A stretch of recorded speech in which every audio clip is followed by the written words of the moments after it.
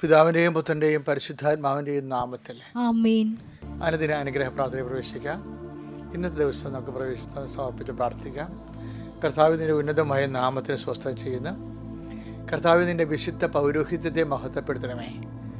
കർത്താവ് സഭയിലുള്ള സാന്നിധ്യം പ്രകടമാക്കണമേ. 39 വർഷം ഞാൻ അർപ്പിച്ച കൃപാനയുടെ യോഗ്യതയാൽ കൃപാസ്ഥാനത്താറെ ജീവനോടെ പ്രത്യക്ഷപ്പെട്ട പരിശുദ്ധ അമ്മയുടെ മാധ്യസ്ഥത്തിലെ ആ അൾത്താറിൽ നടന്ന 10,000-കണക്കിന് ആരാധനയുടെയും കൃപാസനത്തിൻ്റെ ശുശ്രൂഷയുടെ നേതൃത്വത്തിൽ നടന്നിട്ടുള്ള ലോകം മുഴുവൻ നടക്കുന്ന എല്ലാ ശുശ്രൂഷകളുടെയും അടിസ്ഥാനത്തിൽ അങ്ങയുടെ മക്കൾക്ക് വേണ്ടി ഞാൻ അനുദിനമായ ഓരോ ദിവസമുള്ള അങ്ങയുടെ മക്കളുടെ ആവശ്യങ്ങൾക്ക് വേണ്ടി പ്രാർത്ഥിക്കുന്നു.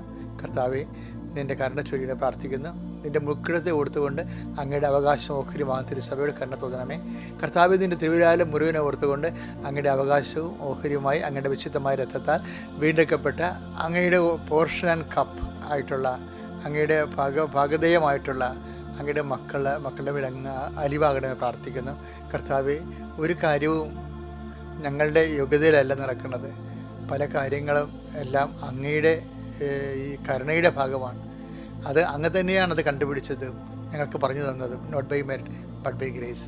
നിങ്ങളുടെ യോഗ്യതയാലല്ല, എൻ്റെ കൃപയാലെന്ന് അത് ഞങ്ങൾ അടിയുറച്ച് വിശ്വസിക്കുകയും അർത്ഥസംഖ്യയില്ലാതെ അത് പ്രഖ്യാപിക്കുകയും ചെയ്യുന്ന കർത്താവെ, ഇന്ന് അങ്ങയുടെ മക്കളുടെ ജീവിതയാത്രയിൽ അവരുടെ മെറിറ്റ് ഡൗൺ ആകുന്ന സമയത്ത് നിൻ്റെ ഗ്രേസ് അവരെ സസ്റ്റെയിൻ ചെയ്യാൻ ഇടയാക്കണമെന്ന് പ്രാർത്ഥിക്കുന്നു. എൻ്റെ കർത്താവിൻ്റെ ഉന്നതമായ നാമത്തിൽ, സഭയുടെ അധികാരത്തിൽ, കുരിശിൻ്റെ അടയാളത്തിൽ, ദൈവശക്തിയാൽ കർത്താവിൻ്റെ തിരുമുറിവാർന്ന അനുഗ്രഹത്തിൻ്റെ അണിപ്രതാകുന്ന വലിയ കരം നിങ്ങളുടെ ശിരസിൽ വെക്കപ്പെടുകയും നിങ്ങളുടെ സന്ധിബന്ധങ്ങളിലും മാംസപേശികളുടെ രക്തഞ്ഞരമ്പും ശരീരകോശങ്ങളും കർത്താവിൻ്റെ രക്തത്തിൽ പടരുകയും നിങ്ങളുടെ ഓരോ കോശങ്ങളിലും പേശികളിലും എല്ലാ യേശുവിൻ്റെ നാമത്തിൽ ഉണർവും ഉത്സാഹം നേടുകയും ചെയ്യാൻ എൻ്റെ കർത്താവിൻ്റെ നാമം ഞാൻ നിങ്ങളെ ആസ്വദിക്കുന്നു. കർത്താവിൻ്റെ എളിയ ശുശ്രൂഷകൻ എന്ന നിലയിൽ പരിശുദ്ധ അമ്മയുടെ കൂടെ അവൻ്റെ കുരിശിൻ്റെ ചുവട്ടിൽ കൈപിടിച്ച് നിൽക്കുന്ന ഒരു എളിയ ദാസൻ എന്ന നിലയിൽ കർത്താവിൻ്റെ നാമത്തെ ഞാൻ നിന്നെ ആശീർവദിക്കുന്നു. നിൻ്റെ കുടുംബത്തെ ആശീർവദിക്കുന്നു, നിൻ്റെ ജോലിയെ ആശീർവദിക്കുന്നു, നിൻ്റെ യാത്രയെ ആശീർവദിക്കുന്നു, നിൻ്റെ സംസർഗങ്ങളെ സംഭാഷണങ്ങളെ ആശീർവദിക്കുന്നു, നിൻ്റെ ചർച്ചകളെ ആശീർവദിക്കുന്നു, നിൻ്റെ തീരുമാനങ്ങളെ ആശീർവദിക്കുന്നു. അത് നടപ്പിൽ വരുത്താനുള്ള നിൻ്റെ ഇച്ഛാശക്തി കർത്താവിൻ്റെ അഭിഷേകം ഇരട്ടിയായിട്ട് ലഭിക്കട്ടെ എന്ന് നിനക്ക് വേണ്ടി ഞാൻ പ്രാർത്ഥിക്കുന്നു. ദൈവത്തിൻ്റെ കരുണ നീ വീണ്ടും തിരിച്ച് രാത്രി നിൻ്റെ ഉറങ്ങാനെത്തുന്നവരെ ഈ ചൈതന്യം നിൻ്റെ വലത്തും ഇടത്തും വീട്ടിലും വഴിയിലും ജലത്തിലും കരയിലും മുകളിലും ഹൃദയത്തിലും കർത്താവിൻ്റെ ശക്തിയും കർത്താവിൻ്റെ ചൈതന്യവും കർത്താവിൻ്റെ സമാധാനവും നിൻ്റെ ഹൃദയത്തെ അധരത്തെയും നിൻ്റെ ശരീരത്തെ മുഴുവനായി സൗഖ്യത്തിൽ നിലനിർത്തുകയും മനസ്സിനെ സമാധാനത്തിൽ കണ്ടെത്തുകയും ചെയ്യട്ടെ. Lord, infuse your spirit of power and grace. Thank you Jesus. എൻ്റെ പ്രിയപ്പെട്ടവരെ, നമ്മൾ ഈ ദിവസങ്ങളിൽ അച്ഛൻ്റെ സത്യപ്പെട്ടൊരു സംഭവമാണ്. ദൈവ അനുഗ്രഹത്തിൻ്റെ അനുഭവത്തിൻ്റെ ചാലകശക്തി എന്ന് പറയാവുന്നത് പലപ്പോഴും ഫലപ്രദമായ ഇഫക്റ്റീവ് റിലേഷൻഷിപ്പ് വിത്ത് ഗോഡ്, അതിന് നമ്മളെ സഹായിക്കുന്നതാണ് കണക്ടിവിറ്റി ആൻഡ് കണ്ടിന്യൂറ്റി. ഞാൻ കണ്ടെത്തിയത് എവിടെ നിന്നാണെന്നറിയാവോ? കർത്താവിൻ്റെ ഒരു വെളിപാടിൽ നിന്നാണ്. യോഹന്നാന്റെ സുവിശേഷം 15:10 വായിച്ചേ. ഞാൻ എൻ്റെ പിതാവിൻ്റെ കൽപ്പനകൾ പാലിച്ച് ഞാൻ എൻ്റെ പിതാവിൻ്റെ കൽപ്പനകൾ പാലിച്ച് അവിടുത്തെ സ്നേഹത്തിൽ നിലനിൽക്കുന്നത് പോലെ നിങ്ങൾ എൻ്റെ കൽപ്പനകൾ പാലിച്ചാൽ എൻ്റെ സ്നേഹത്തിൽ നിലനിൽക്കും. കണക്ടിവിറ്റി എന്ന് പറഞ്ഞാൽ എന്താ? അതിൻ്റെ അകത്ത് പിതാവിൻ്റെ കൽപ്പനകൾ പാലിക്കുന്നേ. അപ്പം അതിൻ്റെ കണക്ഷനാണ് വരണത്. പിന്നെന്താ? അത് ഓരോ കണക്ഷനും ഉണ്ടാകുന്ന കുഴപ്പം കണ്ടിന്യൂറ്റി ഉണ്ടാകണം, അത് തുടർച്ചയുണ്ടാകണം, ബന്ധം ഒരു തുടർബന്ധമായിട്ട് മാറണം. അതാണ് എൻ്റെ പിതാവിൻ്റെ കൽപ്പന പാലിച്ച് അവിടുത്തെ സ്നേഹത്തിൽ നിലനിൽക്കുന്നത് പോലെ. ദൈവം എപ്പോഴും ആഗ്രഹിക്കുന്നത് ദൈവത്തിൻ്റെ പവർ കട്ടിലല്ല. അത് കാരണം നമ്മുടെ പവർ കട്ട് നമ്മുടെ സ്നേഹത്തിലോ നമ്മുടെ വിശ്വാസത്തിലോ ഒക്കെ ഭയങ്കര ഇടക്കിടക്ക് പവർ കട്ടാണ്. അത് കാരണമാണ് നമ്മളെ ഫ്രോഡെന്ന് ദൈവം വിളിക്കണം. ഫ്രോഡെന്നല്ല, ഇത് വിശ്വസ്തതയില്ലാത്ത ആൾക്കാർ. ദൈവത്തിൻ്റെ സ്നേഹം എന്താണ്? നിത്യമായ സ്നേഹമെന്നല്ല എൻ്റെ അർത്ഥം. എനിക്ക് നിന്നോടുള്ള സ്നേഹം നിത്യവും വിശ്വസ്തത അചഞ്ചലവുമാണ്. അതായത് ജെറമിയ 31:3 ഈ വെളിപാടുണ്ട്. എനിക്ക് നിന്നോടുള്ള സ്നേഹം അനന്തമാണ്. അതണ്ട പവർ കട്ടില്ലെന്ന് ഞാൻ പറഞ്ഞില്ല, വെറുതെ പറഞ്ഞില്ല. എനിക്ക് നിന്നോട് സ്നേഹം അനന്തമാണ്, നിന്നോടുള്ള വിശ്വസ്തത അചഞ്ചലവും. നിന്നോടുള്ള വിശ്വസ്തത അചഞ്ചലവും, ചലിക്കാത്തതാണ്. അത് കാരണമാണ് നമ്മുടെ വിട്ടുവിട്ടുള്ള സ്നേഹം ദൈവം ഫ്രോഡാന്ന് വിളിക്കാൻ കഴിയും. അത് ഭയങ്കര സീരിയസ് ആയ വിഷയമാണ് കേട്ടോ. നിങ്ങൾക്ക് ദൈവാനുഭവം ഇല്ലെങ്കിൽ എൻ്റെ അർത്ഥം ഗ്യാപ്പാണ് ഈ പ്രോബ്ലം. ഇപ്പോൾ നേഴ്സുമാരൊക്കെ എൻ്റെ അടുത്ത് പ്രാർത്ഥിക്കാൻ വരുമ്പോൾ പറയും, എൻ്റെ അച്ഛാ പ്രൊഫഷണൽ നേഴ്സ് മാത്രമല്ല പ്രൊഫഷണൽസൊക്കെ വരുമ്പോൾ പറയും, അച്ഛാ ഗ്യാപ്പാണ് പ്രോബ്ലം എന്ന് പറയും. അത് അവരെ ചില അപ്പോൾ അവരോട് ഇൻ്റർവ്യൂ ചെയ്യുമ്പോൾ ആ കമ്പനിക്കാർ ചോദിക്കത്തില്ലേ, നിങ്ങൾ എന്നാൽ പാസ് ഔട്ട് ആയത്? ഞാൻ 2020 ഓക്കെ, നൗ ഇറ്റ് ഈസ് 2025 അല്ലേ ഇത്, അപ്പോൾ ബാക്കി ദിവസം എവിടെ പോയി നിങ്ങളെന്ന് പറയും. അത് ഭയങ്കര എല്ലാവരും ചോദിക്കുന്ന ചോദ്യമാണ്. ഈ കാലങ്ങളിൽ നിങ്ങൾ എവിടെ പോയെന്ന് ചോദിക്കും. അപ്പോൾ നിങ്ങളെ പറയും തെരയുടെയൊക്കെ പറയും, ടെസ്റ്റ് എഴുതി ആനകൂന എന്നൊക്കെ പറയുമെങ്കിലും അവർക്കറിയാം നിങ്ങളൊരു ടെസ്റ്റ് എഴുതിയിട്ടില്ലെന്ന്. നിങ്ങൾ കണ്ട് അകത്ത് കയറി വരുമ്പോൾ തന്നെ ബേസിക് മടിയനാണെന്ന്, അവർക്ക് ആളെ ഷാബി ലുക്ക് കാണുമ്പോൾ തന്നെ അറിയാം മടിയനാണെന്ന്. മടിയന്മാരെ കാണുമ്പോൾ അറിയാൻ പറ്റും, മടിച്ചുകളെയും കാണുമ്പോൾ അറിയാൻ പറ്റും. സ്മാർട്ട്നെസ് എന്ന് പറയുന്നത് ഭയങ്കര സ്മാർട്ട്. ദൈവമായിട്ട് നമുക്ക് സ്മാർട്ട് റിലേഷനാണ് വേണ്ടത്. നിങ്ങളത് ഇന്നത്തെ ദിവസം ചിന്തിക്കേണ്ട ഇതാണ്, എൻ്റെ റിലേഷൻ സ്മാർട്ടാണോ ദൈവമായിട്ട്? അതിങ്ങനെ ഷാബിയായിട്ട് വിട്ട് പിടിക്കണതാണോ? ഇടയ്ക്കിടയ്ക്ക് ഗ്യാപ്പ് വരുന്നതാണോ? അത് അക്സെപ്റ്റബിൾ അല്ലെന്നാണ് പറയണത്. കാര്യം എന്താണ്? ദൈവത്തിന് ഞാൻ നിങ്ങളെ സ്നേഹിച്ചതുപോലെ എന്ന് പറയുന്നില്ലേ? Take the word of God. യോഹന്നാന്റെ 13:35 വായിച്ചേ. ഞാൻ നിങ്ങളെ സ്നേഹിച്ചതുപോലെ നിങ്ങളും പരസ്പരം സ്നേഹിക്കുവിൻ. നിങ്ങളും പരസ്പരം. അപ്പോൾ ദൈവത്തിന് നമ്മളുടെ സ്നേഹത്തിന് ഒരു ഫ്രെയിം ഓഫ് റെഫറൻസ് കൊടുത്തിട്ടുണ്ട്. എന്താണ്? നമുക്ക് തോന്നുന്ന പോലെ ചെയ്യാൻ പറ്റത്തില്ല. അതിനൊരു സ്റ്റാൻഡേർഡൈസ് ഫോം ഉണ്ട്. സ്നേഹത്തിൻ്റെ സ്റ്റാൻഡേർഡൈസ് ഫോം എന്താണ്? എനിക്ക് നിന്നോട് സ്നേഹം അചഞ്ചലമാണ്, സ്നേഹം അനന്തമാണ്, വിശ്വസ്തത അചഞ്ചലവും. അതുപോലെയാണ് ഞാൻ നിന്നെ സ്നേഹിച്ചതുപോലെ. യോഹന്നാൻ 13:35 അചഞ്ചലമായിട്ട് നിത്യമായിട്ടും ആകുമ്പോഴാണ് ഗ്യാപ്പില്ലാത്തൊരു സ്നേഹം വരണത്. ഇത് ഒരു പ്രാർത്ഥനയുടെ. ഇപ്പോൾ ഞാൻ എന്തിനേയും മാതാവിൻ്റെ പുറകെ നടക്കണമെന്ന് അറിയാമോ? ഞാൻ ഷാർജയിൽ ചെന്നപ്പോൾ അവിടുത്തെ ആൾക്കാർ എന്നോട് പറഞ്ഞ്, അച്ഛൻ്റെ ധ്യാനം ഞങ്ങൾ ഓർത്തത് മാതാവിനെക്കുറിച്ച് മാത്രമേ പറയത്തുള്ളൂ, ജീവിതപ്രശ്നം മാത്രമേ പറയത്തുള്ളൂ എന്ന്. അവിടെ നടത്തിയ കസ്മാരിക് കൺവെൻഷനാണ്. എന്താ പ്രശ്നം വെച്ച് കഴിഞ്ഞാൽ, ആൾക്കാരുടെ മനസ്സിൽ എന്തുകൊണ്ടാണ് ഞാൻ മാതാവിനെക്കുറിച്ച് പറയണത്? ഇവരൊരു മോഡലാണ്. കറക്റ്റ്. അവർ എല്ലാ സമയത്തും ഒരു നിശ്ചിത വോൾട്ടേജ് ഉണ്ടാവും. അത് my soul magnifies the lord എന്ന് പറഞ്ഞാലും ശരി, കുരിശിൻ്റെ ചുവട്ട് നിൽക്കണമെന്ന് പറഞ്ഞാലും ശരി, ആ സ്നേഹം അചഞ്ചലമായിരിക്കും. അമ്മയാണ് മാതൃക. അപ്പം അതുകൊണ്ട് ഗ്യാപ്പില്ലാതെ ദൈവത്തെ സ്നേഹിക്കാൻ ഇന്നത്തെ ദിവസം പ്രത്യേകം പരിശ്രമിക്കുക. കർത്താവിനെ അനുഗ്രഹിക്കട്ടെ. പ്രൈസ്തലാണ്. പരിങ്ങലിലായിക്കൊണ്ടിരിക്കുക. ഇപ്പോൾ ഫോണൊക്കെ എടുക്കുമ്പോൾ ആരെങ്കിലും നമ്മളെ വിളിക്കുമ്പോൾ ആദ്യം വന്ന് വോയിസ്, കഴിഞ്ഞ മാസം പറഞ്ഞ വോയിസ് അല്ല ഇപ്പോൾ വരുന്നത്. നിങ്ങൾ ഒരു കാരണവശാലും വീട്ടിൽ നിന്ന് പുറത്തിറങ്ങരുതെന്ന്. എന്നുവെച്ചാൽ വളരെ അത്യാവശ്യം, ഒരിക്കലും ഒഴിച്ചുകൂടാൻ പറ്റാത്ത വിഷയം ഉണ്ടെങ്കിൽ മാത്രമേ പുറത്തിറങ്ങാവൂ എന്ന്. കാര്യം നമ്മളുടെ അവസ്ഥ അത്രയും മോശമായെന്നർത്ഥം. നമ്മളെല്ലാവരും ശ്രദ്ധിക്കേണ്ട ഒരു വിഷയമാണ്, ഒരു പ്രത്യേക പ്രയാസത്തിൻ്റെ കാലഘട്ടം. അപ്പോൾ നമുക്ക് ഫോൺ എടുത്ത് ആര് എങ്ങോട്ട് സംസാരിച്ചാലും ഈ വോയിസാണ് ആദ്യം വരണത്. അതിൻ്റെ അർത്ഥം എന്താണ്? നമ്മൾ വീട്ടുതടങ്കലിലായെന്നർത്ഥം. അൺഅനൗൺസ്ഡ് ആയിട്ടുള്ള, അപ്രഖ്യാപിതമായിട്ടുള്ള വീട്ടുതടങ്കലിലാണ്. ഈ സൂക്ഷ്മജീവി നമ്മളെ ഇങ്ങനെ കൈവിലങ്ങ് വെച്ച് വാമൂടിക്കെട്ടി വീട്ടിലാക്കിയിരിക്കുക. ഒരു പ്രത്യേക കാലഘട്ടമാണ്. നമ്മളെത്ര വലിയ മനുഷ്യരാണെന്ന് പറഞ്ഞാലും ഒരു സൂക്ഷ്മജീവി നമ്മുടെ ഇപ്പോൾ വളരെ സ്റ്റാറ്റ്യൂട്ടറി വാണിംഗ് ഭയങ്കര രസമാണ്. അതായത് കംപ്ലീറ്റായിട്ട് മൂക്കും വായും മൂടി തന്നെ കെട്ടണമെന്നാണ്. ചില ആൾക്കാരൊക്കെ താടിക്ക് താലി ചാർത്തിക്കൊണ്ട് നടക്കുന്നുണ്ട്. അതൊന്നും പറ്റത്തില്ല. മര്യാദയ്ക്ക് വാ മൂടണം, അതുപോലെ തന്നെ കംപ്ലീറ്റായിട്ട് മൂക്ക് മൂടണമെന്നാണ് ഏറ്റവും അവസാനത്തെ വാണിംഗ് എല്ലാം തന്നിരിക്കുന്നത്. കാര്യം ഒരു ചെറിയ അശ്രദ്ധ കൊണ്ടുണ്ടാകാവുന്ന വലിയ വിപത്തെന്നൊക്കെ അവർ പറയുന്നുണ്ട്. കാര്യം മീൻസ് നമ്മുടെ മൂക്കും വായും മൂടിക്കെട്ടി വീട്ടുതടങ്കലിലായി വീട്ടിൽ അകപ്പെട്ടിരിക്കുകയാണ് അവസ്ഥയാണ്. ഞാൻ ഈ ഒരു അവസ്ഥയെക്കുറിച്ച് തന്നെയാണ് അങ്കലാപ്പ് ആലോചനപ്പെട്ട ഈ ദിവസങ്ങളിൽ.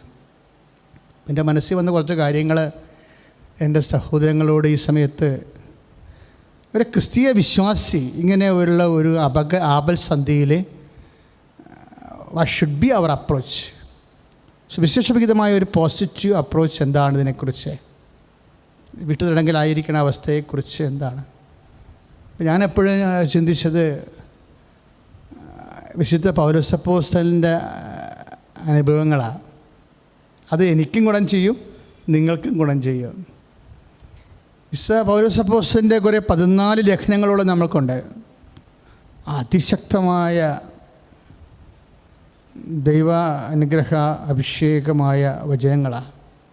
അതിൽ പ്രിസൺ ലെറ്റേഴ്സ് ഉണ്ട്. പ്രിസൺ ലെറ്റേഴ്സ് എനിക്ക് ഏറ്റവും ഇഷ്ടപ്പെട്ട പ്രിസൺ ലെറ്റർ എന്ന് പറഞ്ഞാൽ എന്താ, തടങ്കൽ കാലത്ത് എഴുതിയിട്ടുള്ള ലേഖനങ്ങളാണ്. നമ്മളിപ്പോൾ തടങ്കലിലാണല്ലോ, അതുകൊണ്ട് ഞാൻ അങ്ങനെ പറയണത്.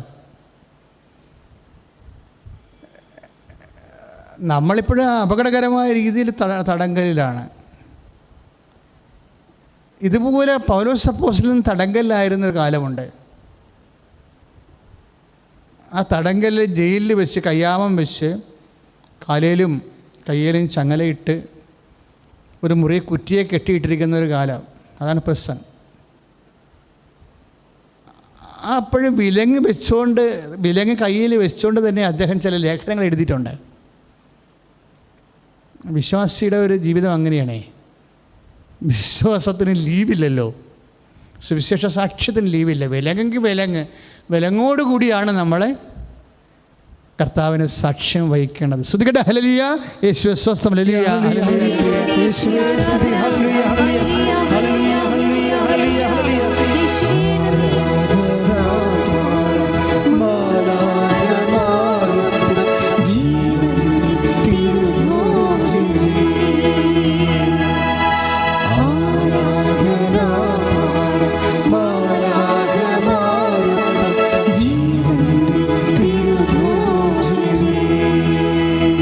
പരിശുദ്ധ പരമദിവ്യകാരുണ്യത്തിന് എന്നേരവും ആരാധനയും സ്തുതിയും പുകഴ്ചയും ഉണ്ടായിരിക്കട്ടെ. ഇപ്പം ഫിലിപ്പിയ എന്ന് പറഞ്ഞ ഒരു സ്ഥലമാണ്. ഫിലിപ്പീൻസ് എന്ന് പറഞ്ഞ പോലെ ഫിലിപ്പിയ ദേശം ഉണ്ടായിരുന്നു. അവിടെ ഒരു സഭയുണ്ടായിരുന്നു. അപ്പോൾ ഈ പൗലോസിൻ്റെ മിഷൻ യാത്രകളിലെല്ലാം സഹായിച്ച ആൾക്കാരാണ് ഫിലിപ്പീൻസ്. അത് ചോദിക്കാതെ തന്നെ സഹായിച്ചിട്ടുണ്ട്. അതുകൊണ്ട് പൗലോസ് അപ്പോസ്തലന് ഭയങ്കര നന്ദിയുണ്ട് ഫിലിപ്പിയരോട്. അപ്പോൾ ഈ വിലങ്ങിലാണെങ്കിലും ഈ അകതം പിടിച്ച അവസ്ഥയിലാണെങ്കിലും ആ കടപ്പാട് ഭയങ്കര ഹൃദ്യമാണ്. ഈ അപ്പോസ്തലന്മാരുടെയൊക്കെ ട്രഡീഷൻസ് എന്ന് പറയുമ്പോൾ നമ്മൾ അപ്പോസ്തലിക് ട്രഡീഷൻ എന്ന് പറഞ്ഞുകൊണ്ട് നമ്മൾ നടപ്പിൽ വരുത്തുന്നത് ലിറ്റർജിയാണ്. ആരാധനക്രമത്തിൽ മാത്രമാണ് പലപ്പോഴും നമ്മൾ അപ്പോസ്തല പാരമ്പര്യം എന്നൊക്കെ പറഞ്ഞ് ഭയങ്കരമായ രീതിയിൽ പ്രാധാന്യം കൊടുക്കുന്നത്. പ്രാധാന്യം കൊടുക്കേണ്ടതെന്നല്ല എൻ്റെ അർത്ഥം. മറിച്ച് അപ്പോസ്തല പാരമ്പര്യം വേറെ ഉണ്ട്. എന്താണ് വിലങ്ങ്? എൻ്റെ കയ്യിൽ വിലങ്ങ് അണിഞ്ഞുകൊണ്ടാണ് ഞാൻ നിങ്ങൾക്ക് എഴുതണമെന്ന് പറയും. ഇപ്പോൾ പൗലോസ് തന്നെ ഫിലിപ്പി ലേഖനം എഴുതിയിട്ടുണ്ടത്. അത് അപ്പോസ്തല പാരമ്പര്യമാണ്. ഏത് കൊറോണ ആയാലും, ഏത് മുടിയും വായും മുഖം മൂടി കെട്ടിയ അവസ്ഥയായാലും സുവിശേഷ സാക്ഷ്യത്തിന് വിശ്വാസിക്ക് ലീവില്ല. പ്രാർത്ഥിക്കുക, കർത്താവായ ദൈവമേ, അപ്പോസ്തല പാരമ്പര്യ പ്രകാരം ഏത് ക്ലേശകാലങ്ങളിലും സന്തോഷത്തോടെ സുവിശേഷത്തിന് സാക്ഷ്യം വഹിക്കുവാനും എനിക്ക് എന്നെ സഹായിച്ചവരും നിലനിർത്തിയവരുമായിട്ടുള്ള എല്ലാവരോടുമുള്ള കടപ്പാടുകൾ തീർക്കുവാനും എന്നെ അഭിഷേകം ചെയ്യണമേ. ശ്രുതികടേ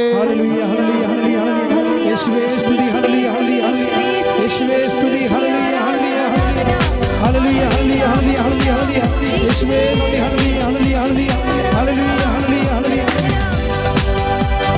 തളരരുതേ മനമേ, ആകുലമോ അരുതേ, പറഞ്ഞാലാ വിശ്വസിക്കാനാവാ അത്ഭുതം ദൈവം ചെയ്തിടുമേ. തളരരുതേ മനമേ, ആകുലമോ അരുതേ,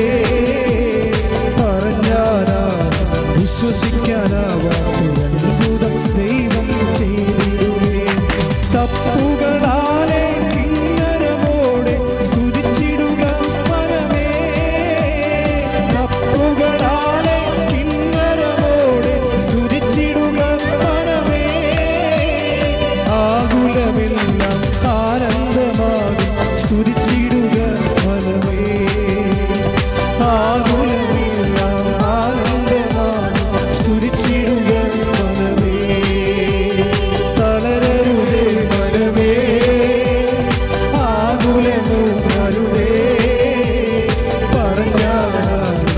വിശ്വസിക്കാനാവാത്തൊരത്ഭുതം ദൈവം ചെയ്തിടുമേ.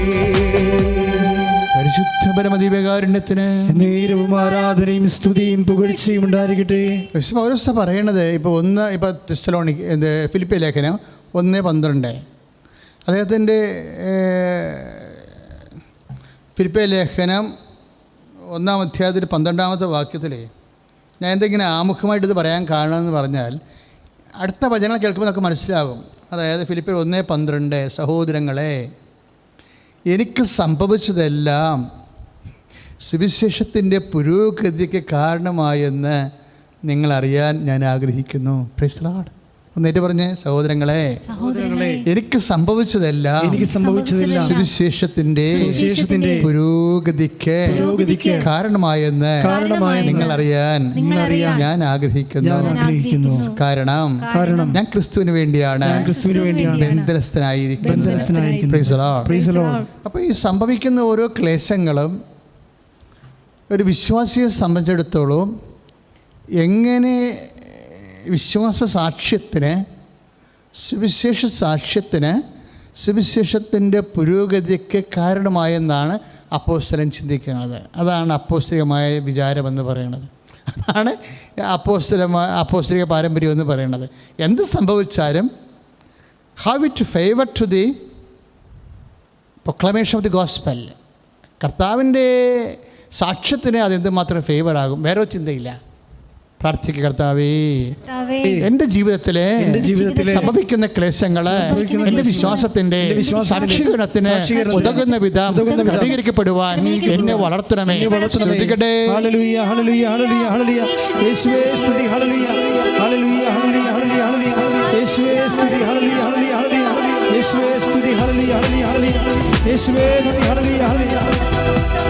വിശ്വസിക്കാം യേശുവിനെ ഏകരക്ഷകനെ, ഏറ്റുപറയാം യേശുവിനെ കർത്താവിനെ. വിശ്വസിക്കാം യേശുവിനെ ഏകരക്ഷകനെ, ഏറ്റുപറയാം യേശുവിനെ കർത്താവിനെ.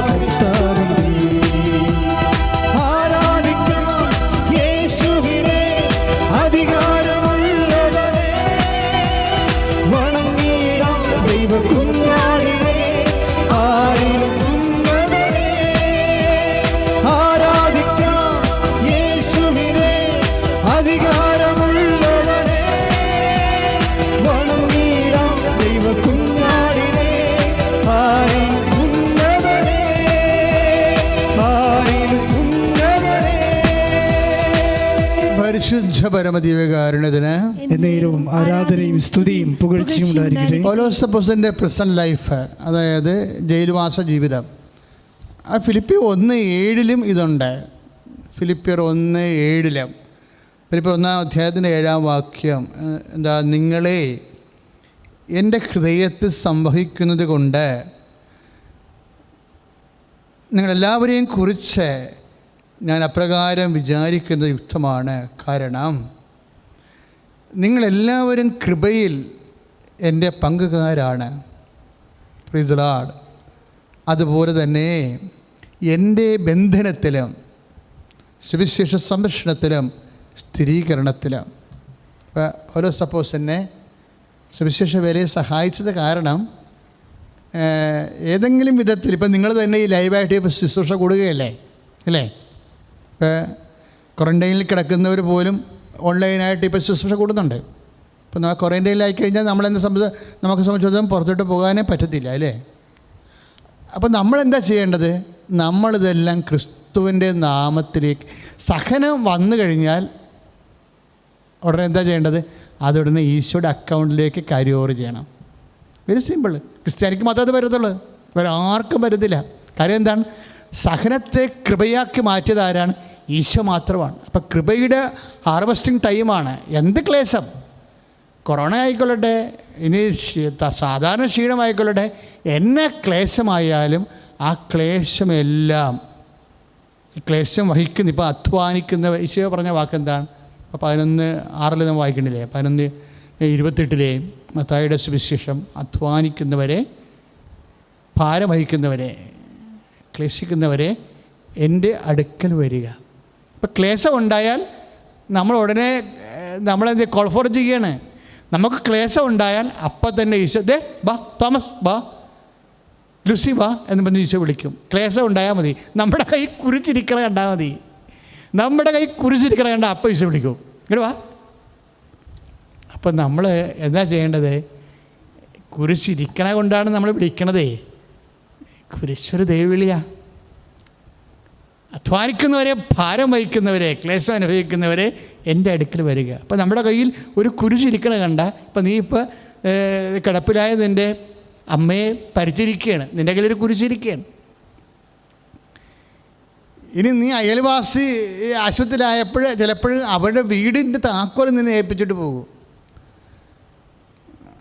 അപ്പം നമ്മളുടെ വീട്ടിലുള്ള പോലെ അവിടെ പശുവൊക്കെ ഉണ്ടെങ്കിൽ അതിനെ മാറ്റി കെട്ടുകയോ എന്തെങ്കിലും പണിയൊക്കെ ഉണ്ടാകും. നമ്മളുടെ ബന്ധു സ്നേഹം കൊണ്ട് ഏൽപ്പിച്ചതാണ്, നമുക്ക് ഇരട്ടിപ്പണിയായിപ്പോയി. പക്ഷെ നമ്മൾ അവരോടുള്ള സ്നേഹത്തിലാണ് അത് ചെയ്യണമെങ്കിൽ അതിനകത്ത് കൃപ കിട്ടത്തില്ല. ഈ ഡബിൾ ക്ലേശം വരുമ്പോൾ നമ്മളെന്ത് ചെയ്യും? അത് ക്രിസ്തുവിൻ്റെ കുരിശ് കാണുമ്പോൾ ഈശോ വിളിക്കും. പക്ഷേ ഈശോ നമ്മളെ വിളിക്കുമ്പോൾ നമ്മളെ ഈശോ വിളിക്കാനുള്ള ഒരു യോഗ്യതയാണ് ഈ കുരിശെന്ന് പറയുന്നത്. അടുത്തേക്ക് വിളിക്കും.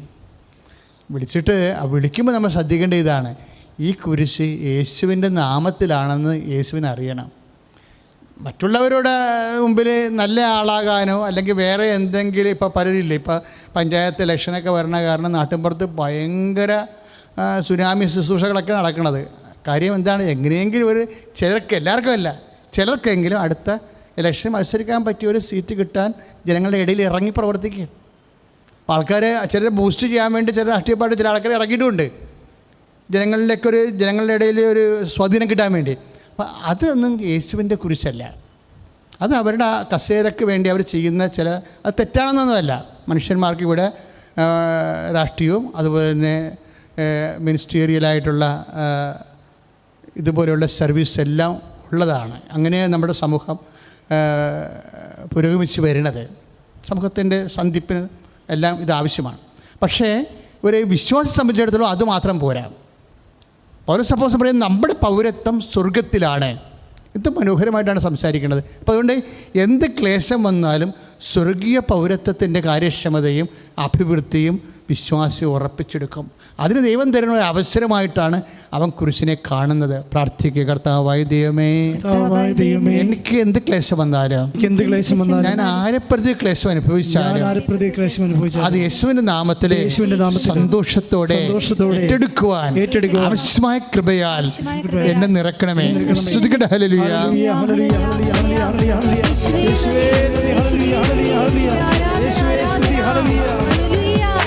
കൃപയാലേ